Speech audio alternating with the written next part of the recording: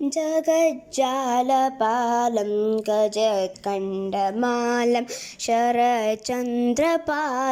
महादैत्यकालं नभोनीलकायं दुरावारमायं सुपद्मासहायं भजेऽहं सदाम्बोधिवासं गलत्पुष्पहासं जगत्सन्निवासं सदादित्यभासं गदाचक्रशस्त्रं लसत्पीतवस्त्रं हसच्चारुवक्त्रं भजेऽहं रमाकण्ठहारं श्रुतिभ्रातसारं जनान्तर्विहारं धराभारहारं चिदानन्दरूपं मनोज्ञस्वरूपं धृतानेकरूपं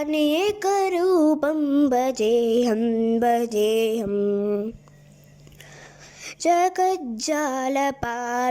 गजत्कण्डमालं शरचन्द्रपालं महादैत्यकालं नभोनीलकायं दुरावारमायं सुपद्मासहायं भजेऽहं सदाम्बोधिवासं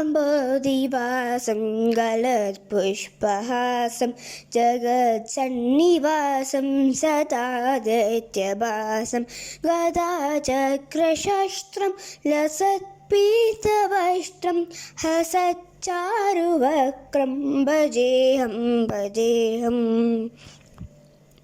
रमाकण्ठहारं श्रुतिभ्रातसारं जलान्तर्विहारं धराभारहारं चिदानन्दरूपं मनोज्ञस्वरूपं धृतानेकरूपं भजेऽहं